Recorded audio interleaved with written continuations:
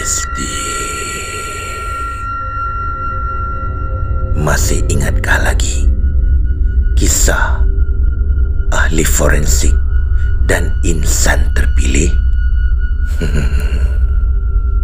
Pada kali ini, kisah tersebut disambung lagi dengan tajuknya Padi Mayat. Kisah yang datangnya dari karya Ain Najwa. Padi Mayat.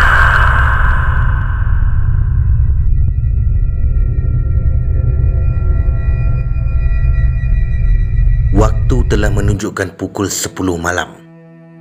Fikri baru saja selesai menghabiskan makan malamnya di gerai Pak Abu yang berdekatan dengan kawasan rumahnya.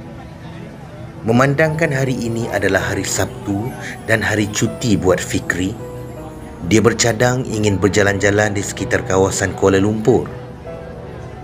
Baru hendak mengangkat punggung untuk beredar dari situ, tiba-tiba telefon bimbit Fikri berbunyi dan tertera nama Akram di telefon bimbitnya itu. Ni Akram ni, apa hal pula dia ni? Fikri berasa pelik dengan panggilan itu. Tidak pernah-pernah Akram menghubunginya di waktu hari cuti begini. Assalamualaikum. Kenapa call aku malam-malam ni? Soal Fikri. Waalaikumsalam. Fik, ada urgent case lah. Kita kena pergi hospital malam ni. Ada mayat yang nak di-postmortem, jawab Akram. Sekarang ke Am? Mana budak yang sepatutnya bertugas tu? Soal Fikri tercengang. Yelah sekarang, takkan lusa pula. Budak tu ambil cuti emergency malam ni. Sebab tu aku call kau. Dr. Alif suruh kau dengan aku datang tolong dia, balas Akram. Macam tu. Yelah. Sekejap lagi aku sampai, balas Fikri pula. Niat untuk meronda-ronda sekitar Kuala Lumpur dibatalkan saja demi tugasannya tu. Okey, baik. Kau jangan lambat. Dr. Alif kata dalam pukul 11.30 atau 12, kita berdua nak kena ada kat sana dah, kata Akram pula mengakhiri perbualan mereka.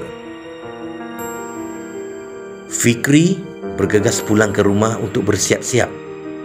Sewaktu dalam perjalanan hendak pulang itu, tiba-tiba Fikri merasakan angin bertiup kencang, menandakan yang hujan seakan-akan mau turun sebentar lagi. Seram sejuk tubuh kurus Fikri tatkala itu apabila disapa angin yang kuat. Janganlah hujan dulu, katanya sendiri di dalam hati. Selesai mengambil barang-barang di rumah, dengan pantas Fikri memecut laju motosikalnya menuju ke hospital. Setibanya di hospital, kelihatan Akram dan 2 anggota polis sudah menanti dirinya di depan trak polis tersebut. Tergopoh-gopoh Fikri mendapatkan mereka bertiga. Kes apa kali ni? Am? Apa dia? Kes apa kali ni? Alah, kes penjenayah ditembak mati oleh polis. Gangster kot. Melayu ke bangsa lain, Am? Manalah aku nak tahu kau ni pun. Mayat baru je sampai ni. Dah. Jom keluarkan mayat ni cepat. Soalan kau ni mengalahkan polis. Alah, aku tanya je pun.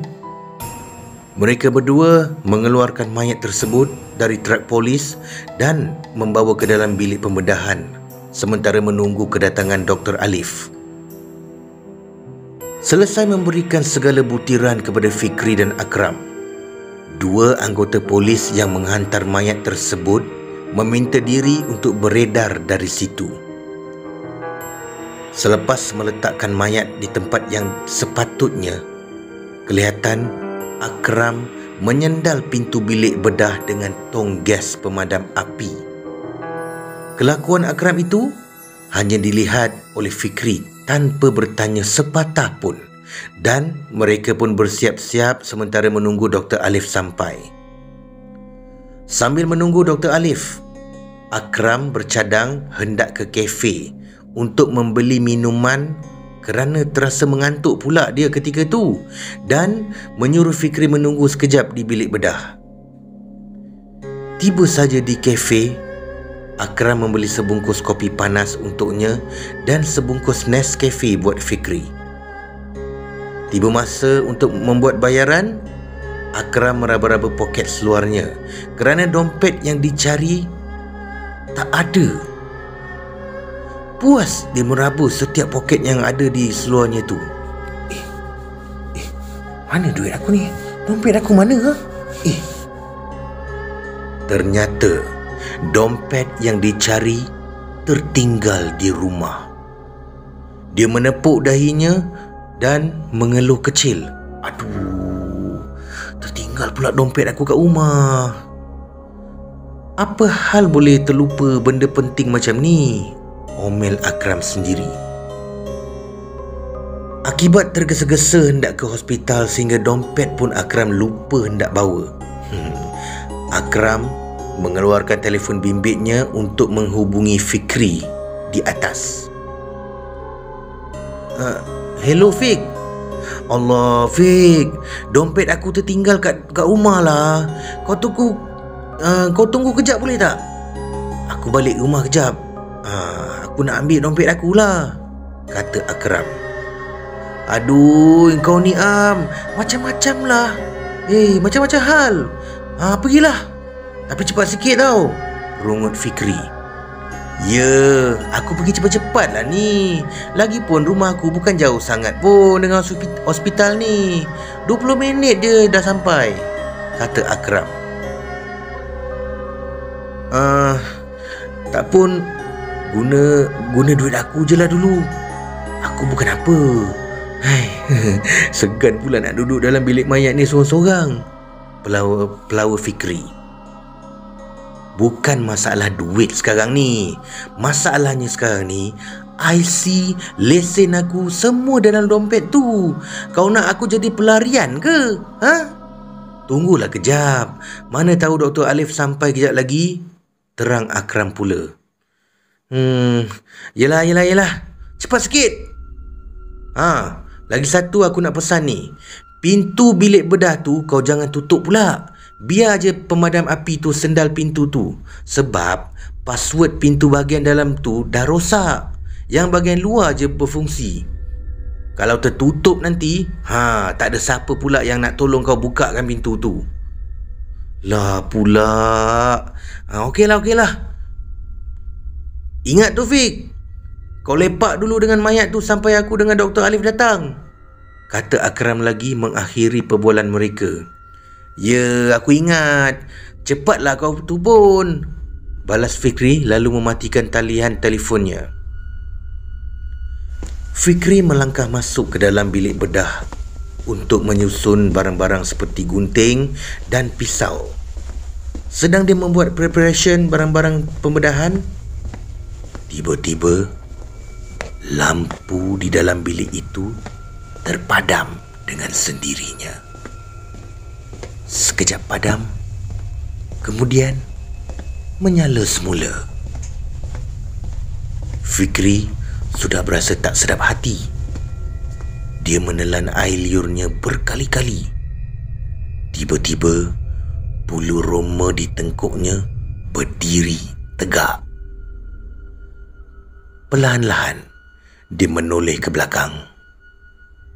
Toleh saja dia ke belakang, alangkah terkejutnya dia apabila melihat satu lembaga hitam sedang bertinggik di atas rak barang-barang pembedahan. Lampu di bilik itu pula terpadam dan menyala sekelip mata, membuatkan Fikri membuka langkah 1000 untuk keluar dari bilik itu. Dalam kalut dengan ketakutan, dengan tidak semena-mena, Kakinya tersadung pemadam api yang menjadi penyendal pintu, membuatkan dia jatuh tersungkur di atas lantai.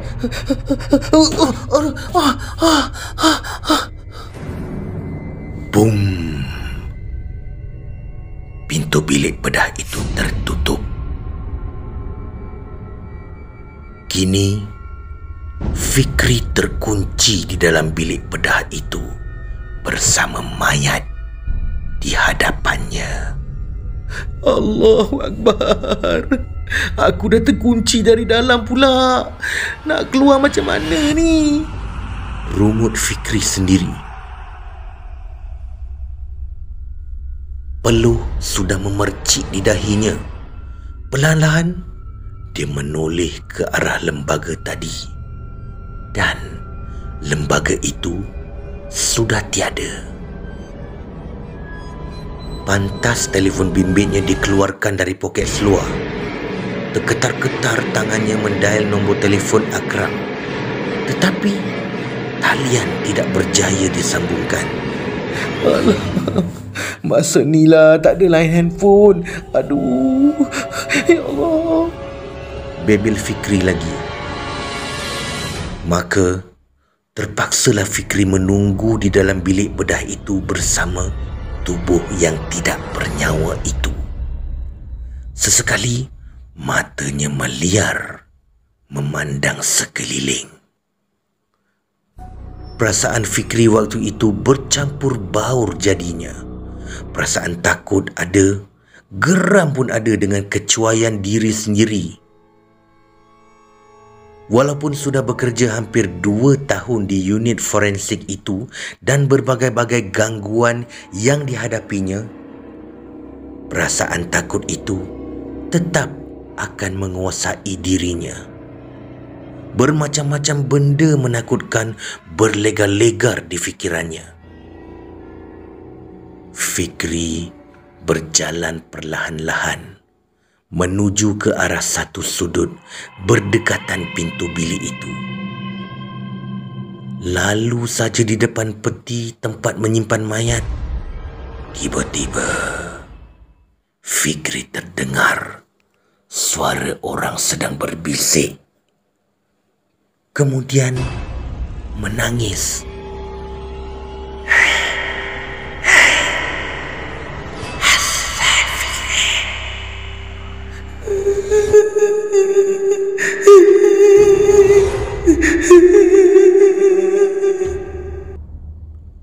Pantas Fikri menoleh ke arah suara itu dan mengamatinya.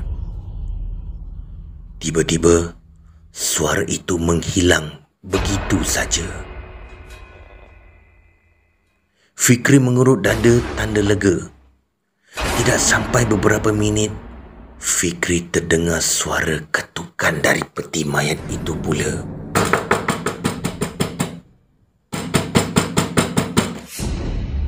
Berderau darah Fikri ketika itu. Jantung Fikri berdegup kencang pantas. Dia membaca surah ayat yang diingatinya.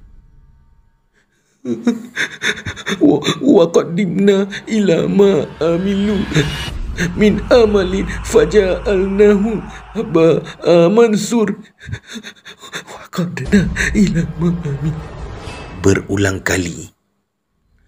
Sedang dia membaca ayat tersebut, Fikri nampak kelibat bayangan mundar-mandir di dalam bilik berkenaan. Ya Allah, ya Allah. Keras batang tubuh Fikri dibuatnya. Cepat-cepat dia pergi ke arah pintu dan melihat ke arah luar kalau Akram atau Dr. Alif sudah sampai. Surah suci Al-Quran tidak lekang dari bibirnya. Segala surah yang dihafal dibacanya. Di dalam hati, dia berdoa semoga Akram dan Dr. Alif segera sampai. Setengah jam kemudian, barulah Akram dan Dr. Alif tiba di bilik bedah. Pintu pun dibuka dari luar. Fikri mengurut dadanya berasa lega. Eh, kau ke kau okey tak ni? Pucat semacam muka kau ni aku tengok. Okey. Aku okey. Kan aku dah pesan tadi jangan tutup pintu ni. Aku tak sengaja. Aku tersadung tong gas tu tadi. Nak cepat, dengan aku sekali tergolek. Nak cepat-cepat, kau nak pergi mana? Kau ni lah, Fik. Menggeleng Akram dengan perangai sahabatnya itu. Fikri tidak menjawab soalan Akram itu. Pantas kakinya mengikuti langkah Akram dan Dr. Alif. Dia juga tidak mau menceritakan kejadian yang dialaminya sebentar tadi. Mereka bertiga memulakan tugas seperti biasa. Beg plastik hitam dibuka perlahan oleh Akram. Terdapat 3 das tembakan tepat di bahagian dada pada tubuh mayat tersebut. Fikri merenung wajah lelaki yang telah mati ditembak oleh anggota polis itu. Orangnya masih muda, mungkin dalam lingkungan 30-an atau sebaya dengannya. Kesian mati muda. Itulah kalau terlalu mengikut kata hati sangat, bisik Fikri dalam hati. Apa yang kau tenung mayat tu lama-lama, Fik? Melekat badi dia kat kau nanti, tahulah kau, kata Akram tiba-tiba membuatkan lamunan Fikri terhenti. Kau ni mulut memang tak ada insurans kan? Marah Fikri pula. Akram hanya tersenyum kambing apabila Fikri berkata begitu. Suka benar dia mengusik Fikri di saat-saat begini. Setelah selesai urusan mereka, Fikri dan Akram dibenarkan pulang. Masing-masing pulang ke rumah pada jam 3 pagi. Fikri memandu dengan tenang motosikalnya waktu itu. Sampai saja di satu seleko, tiba-tiba Fikri menghentikan motosikalnya secara mengejut. Dia terasa seperti ada orang melintas di depannya tadi. Fikri menggosok-gosokkan matanya berulang kali, tetapi tidak ada apa-apa pula di depannya. Dia menoleh kiri dan kanan, namun tiada sesiapa pun. Mengantuk agaknya aku ni. Tanpa fikir yang bukan-bukan, Fikri meneruskan perjalanannya. Lepas pada itu, tiba-tiba saja hidung Fikri disengat bau yang sangat busuk dan bahunya terasa berat seperti memikul batu yang besar. Fikri menoleh ke belakang untuk melihat sambil membaca ayat kursi di dalam hati. Fikri berkata di dalam hati supaya janganlah ada benda yang mengikutnya pulang ke rumah. Sampai saja di satu simpang untuk ke rumah, kelihatan ada kereta dari arah belakang membunyikan hon berulang kali kepada Fikri sambil memberikan lampu besar. Fikri yang sedang menunggang motosikal tidak tahu mengapa kereta itu berbuat demikian dan membiarkan saja serta memberi laluan kepada kereta tersebut. Kelihatan kereta itu memecut dengan lajunya apabila melihat Fikri. Hairan Fikri dengan sikap pemandu kereta itu. Fikri tiba di rumahnya lebih kurang jam 3.45 pagi. Kebetulan waktu itu, keluarga Fikri semuanya tiada di rumah. Mereka semua telah pulang ke kampungnya di Johor. Sampai saja di depan pintu, Fikri terus beri salam dan terus masuk ke dalam rumah menuju ke biliknya untuk membersihkan diri.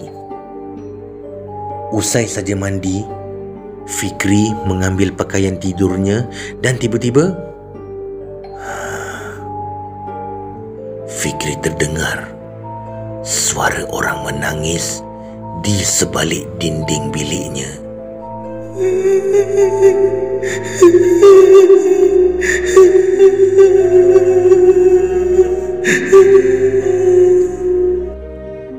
Tangisan itu seperti tangisan yang didengarnya di bilik bedah tadi. Fikri yang malas nak melayan suara itu segera ke dapur untuk minum air. Semasa Fikri di dapur pula, dia terdengar pintu dapur diketuk dan seperti ada orang yang memberi salam.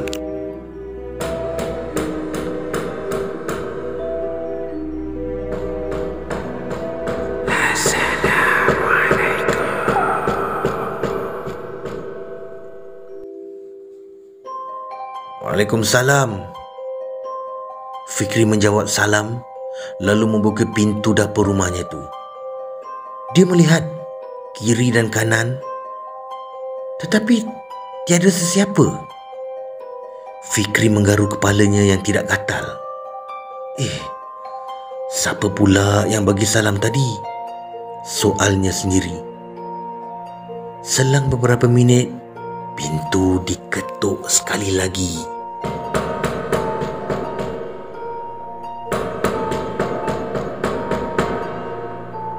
Cepat-cepat Fikri buka pintu untuk melihat. Ternyata tiada sesiapa langsung di luar dapur rumahnya itu. Dia kembali menutup pintu dapur. Badan Fikri sudah menjadi seram sejuk. Ingatannya kembali kepada lembaga yang dilihatnya di bilik bedah tadi. Allahu Akbar. Takkanlah sampai rumah kau ikut aku. Tidak lama selepas itu, Fikri terdengar seperti ada orang menghempas gayung di bilik air rumahnya. Fikri berkira-kira hendak pergi melihat atau tidak. Akhirnya, Fikri memberanikan diri untuk melihat.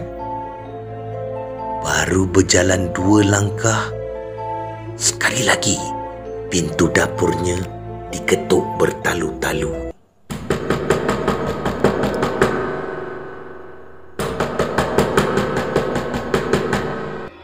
Fikri menjadi sedikit geram. Di fikirannya kini, mungkin ada orang yang sengaja mengusik atau menakut-nakutkan dirinya. Fikri membuka pintu dapur dengan kuat dan melihat di luar. Tidak semena-mena, Fikri terkejut kerana dia ternampak satu kelibat hitam melintas di depannya. Astaghfirullahalazim. Ya Allah. Cepat-cepat Fikri beristighfar. Innallaha sayubtilu. Innallaha sayubtilu. Di dalam hati berulang kali dan di dalam masa yang sama terdengar bunyi benda jatuh di ruang tamu rumahnya. Kedebuk. Perlahan-lahan Fikri melangkah dan mengintai dari bilik kain langsir dapurnya tanpa menutup kembali pintu dapur rumahnya. Kain langsir diselak perlahan dan apabila diamati oleh Fikri, benda itu berbentuk panjang dan dibungkus dengan kain putih seperti orang yang telah dikafankan. Benda yang berbungkus itu berkolek-kolek dengan wajah yang hitam terbakar dan ingin menghampiri Fikri yang berada di dapur.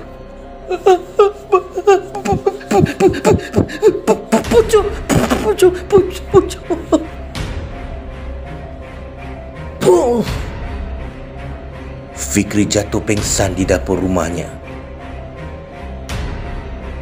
Hampir waktu subuh, baru Fikri tersedar dari pingsan dan mendapati ada 3 orang lelaki di hadapannya.